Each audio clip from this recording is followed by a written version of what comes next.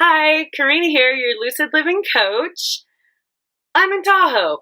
I'm on my way to Idaho to see the solar eclipse. So I wanted to do a little video. It's crazy. It was actually just like super sunny, and I was sitting outside and I was looking at the solar eclipse chart for the 21st, and then I was going to do my video outside, and then all of a sudden it started hailing and raining and thundering like out of nowhere. Like, it's super Uranus energy. But yeah, so I just wanted to talk a little bit about the solar eclipse that is going to happen on the 21st, on Monday, at, I guess it'll be complete darkness at around 11:33 a.m. Like, what a beautiful number that is. 11. They have, let's see, 3, 6, 7, 8. So it's an 8. And I'm seeing a lot of 8s with this, which leads me to believe that it's going to be like a super, like, transformative, digging really deep energy for the collective. We have not had a total eclipse all the way across the United States since 1918. So it's been quite some time. So this is the first in my lifetime to be able to see it. So I'm super excited, and super excited about the energy that it's going to open up. You know, it's a huge portal, not only for the light workers, but Leo type energy as well as Aquarius. And I was noticing that on the day and the time, kind of like I pulled the birth chart for the exact solar eclipse in Idaho, because that's one of the spots that are going to be complete darkness. And I noticed there is a T-square between Venus, Jupiter, Pluto, and Uranus, and they're all cardinal energy, okay? The ascendant is in Libra, which is all about balance, harmony, partnership. I think a lot of like soulmates or twin flames are going to be reunited, or past soul family. And also, Uranus is opposing it in the 7th house. Okay, so these two energies are kind of arguing.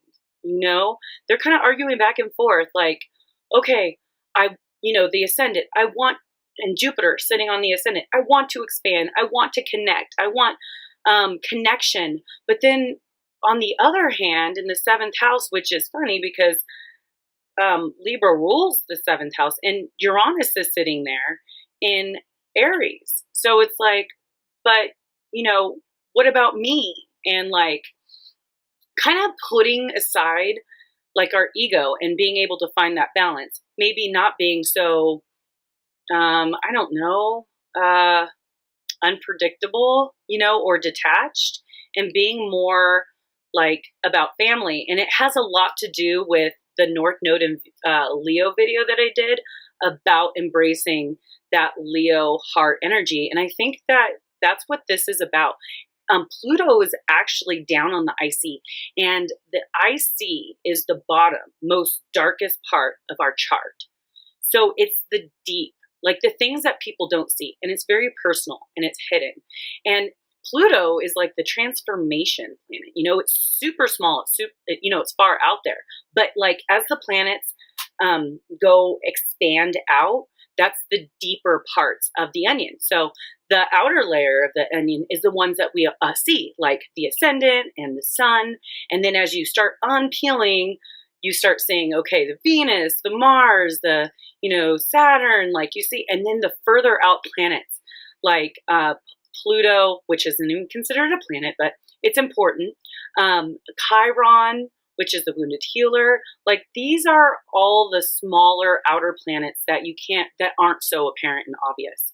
So, and that is actually opposing Venus, which is on the MC, which is the highest part of the chart. And it's in Cancer.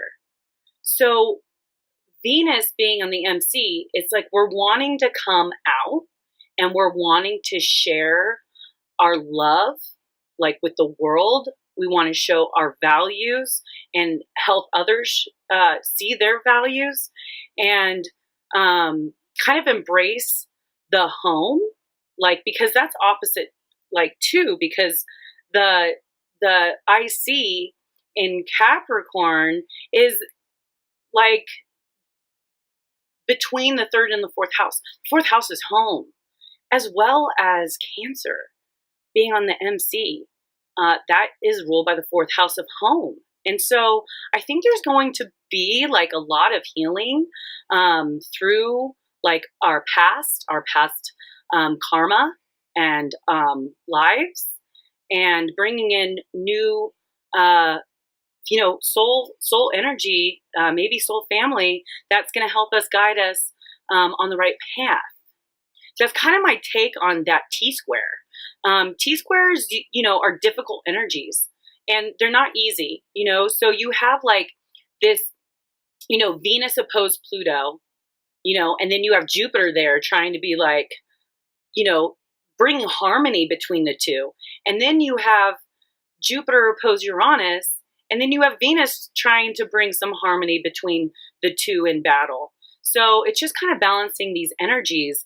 It's really focused on the 4 points in a chart. So the IC, which is your rising, and it's what the world sees. And then you have your AC, which is your rising. And it's the eastern side, because the sun rises on the east and it sets on the west. And then you have Jupiter and Uranus and Venus. They are all above the ascendant and descendant line, which it's trying to contain its energy, because it's already out. So it seeks that balance to kind of contain the energy. And then Pluto is the only one below that line, which it's trying to express itself. So it's trying to express this, the healing, the Pluto, Capricorn's the work, maybe all this work that we've been putting in. I mean, I don't know about you guys, but I feel like I've just been working and working towards like, creating something new for my life, because I want change, but I feel like I'm not getting very far, but it's like, I feel like I'm constantly working. I think for a lot of people,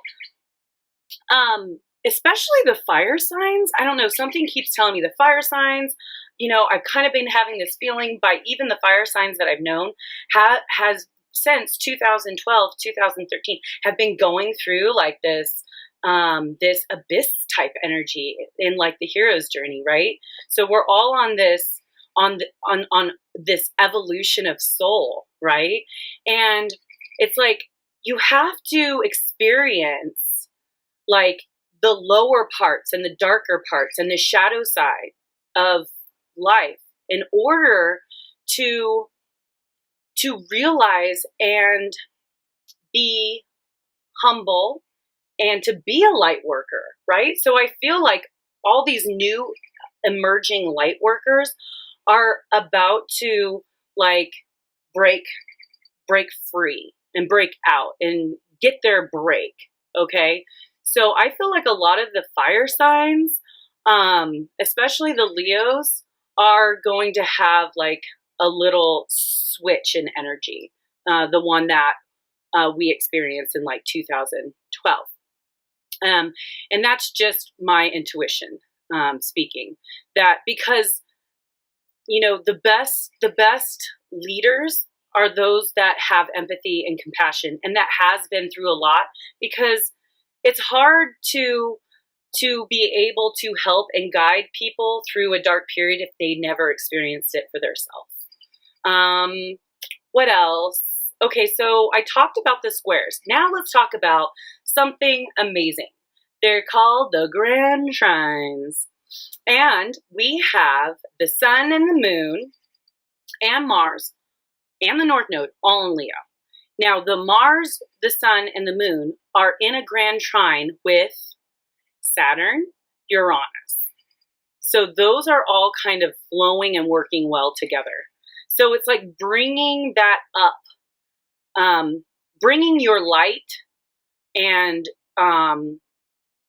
your inner truth and manifesting it into the physical world.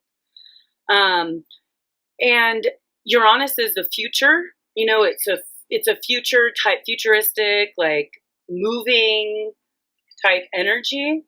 So that also speaks on what I was saying before about people, and especially the light workers, like emerging themselves out and being able to be doing the work in the world and physically manifesting that. We also have Jupiter sextile Mars. Okay, so Jupiter is the expansion, and it's in Libra, partnership, and Mars is the masculine cardinal energy, which they're both cardinal. They're all about like,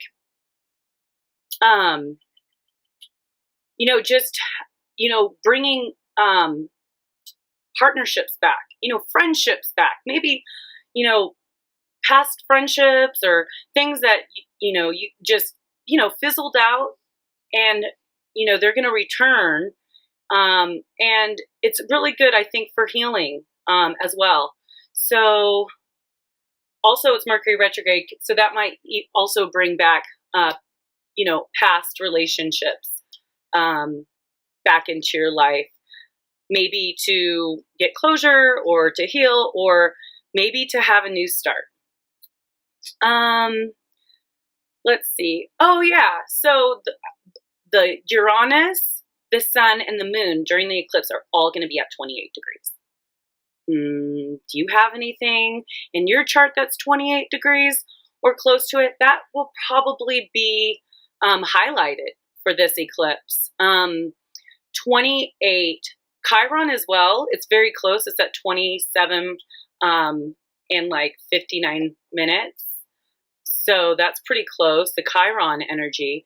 8 is also, the transformation like Pluto. 2 is manifesting into the world, and twin flames and partnerships, just like the Libra with Jupiter. And then 8, 9, 10. 10 plus, 1 plus 0 is 1, so that's new beginnings. That's kind of my take on that with the sacred, numerology and stuff like that. 2 is also the sacred mother, balancing of your energies. Yeah, so it's all about like finding balance in relationships with others, partnerships with others, being able to shine your light. And I think that is about all as far as the chart that I wanted to talk about and that I've seen. But I don't know. I'm just feeling like a really good energy about this eclipse. I feel that it's going to be like kind of awakening the collective to why they're here in their soul's journey. It's like I feel things, and then when I look at the chart, it kind of like explains it pretty well. So it's just kind of a confirmation for me. But I would like to pick a card for today and for maybe the solar eclipse, and see if we can get even a more confirmation. It's like we have intuition, and then we have the chart, and then we have oracle cards, which I have oracle cards. I just got my first tarot deck, not really knowing exactly how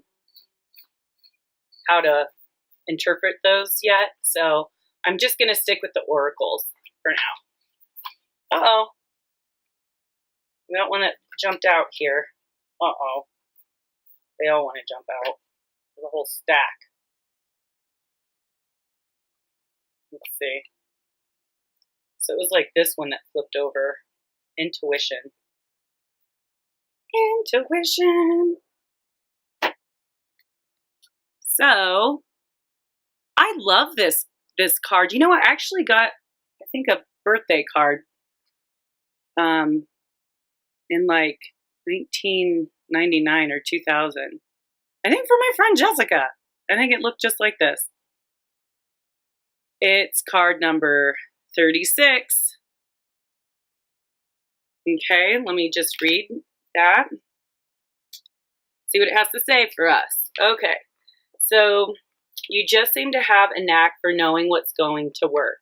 Your creative process is unique to you, and you just get started and magic happens. You have a lot of endurance and you're a hard worker. Once you get focused on a project, you don't stop. You are a transcender and you seem to understand what people love.